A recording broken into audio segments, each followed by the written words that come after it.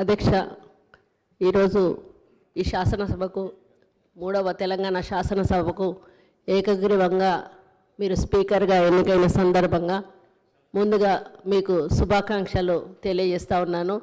ఈ ఎన్నికకు సహకరించిన అన్ని పార్టీల నేతలకు, అదేవిధంగా మన ముఖ్యమంత్రి రేవంత్ రెడ్డి గారికి ప్రత్యేక ధన్యవాదాలు తెలియజేస్తా ఉన్నాను.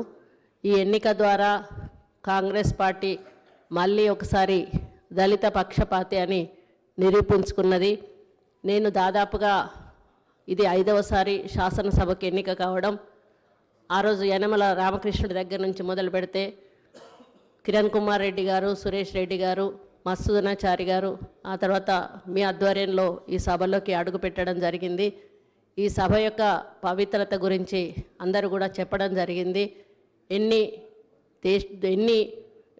ఒకరి మధ్యలో ఒకరు ద్వేషాలు ఉన్నా ఈ సభలోకి వచ్చిన తర్వాత అందరం కూడా ప్రజల కోసం, ప్రజల సమస్యల కోసమే మాట్లాడాల్సింది. ఈ సభలో ఎన్ని వాదోపవాదాలు జరిగినా, ఎన్ని దూషణలు చేసుకున్నా కూడా ఈ సభ తలుపు దాటంగానే అందరూ కూడా శాసనసభలో ఒక స్నేహిత భావంతో ముందుకెళ్తారు. మరి ఈ శాసనసభ యొక్క పవిత్రత గురించి ఒక చిన్న ఉదాహరణ చెప్తాను అధ్యక్ష. ఆ రోజు మైసూరారెడ్డి గారు ఈ శాసనసభలో ఉన్నప్పుడు నేను శాసనసభ్యురాలుగా ఉన్నాను. ఆయన చైన్ స్మోకర్ అధ్యక్ష. ఆయన ఈ గడప దాటాడంటే స్మోకింగ్ చేసేవాడు, లోపలికి వచ్చినప్పుడు స్మోకింగ్ ఆపేవాడు.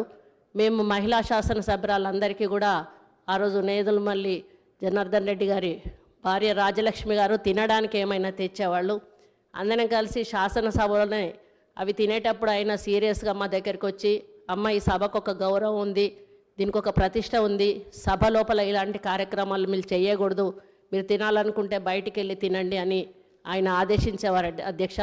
అటువంటి పవిత్రత ఈ శాసనసభకు ఉంది. కాబట్టి ఇప్పుడు ప్రతిపక్షాలు మాట్లాడినట్టుగా, మరి అధికార పక్షాలు మాట్లాడినట్టుగా మీరు ఈ సభకు ఒక తండ్రి లాంటి వాళ్ళు. అదేవిధంగా నాలాగా ఒక ఎంపీటీసీ స్థాయి నుంచి, ఎంపీపీ స్థాయి నుంచి ఈరోజు స్పీకర్ స్థానానికి రావడం మామూలు విషయం కాదు అధ్యక్ష.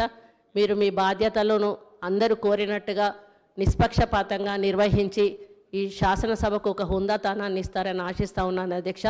మామూలుగా పదవితో కొంతమందికి వన్నె వస్తుంది, కానీ మీ పదవితో మీరు పదవికి వన్నె తెస్తారని మీ వ్యక్తిత్వంతో నేను ఆశిస్తూ, మీ ద్వారా ఈ శాసనసభ మంచి సాంప్రదాయాలతో, మంచి ఆలోచనలతో ముందుకెళ్ళి ప్రజా సమస్యల పరిష్కార దిశగా నడవాలని కోరుకుంటూ సెలవు తీసుకుంటూ మళ్ళీ ఒకసారి మీకు శుభాకాంక్షలు తెలియజేస్తున్నాను అధ్యక్ష. శ్రీమతి పద్మావతి రెడ్డి గారు.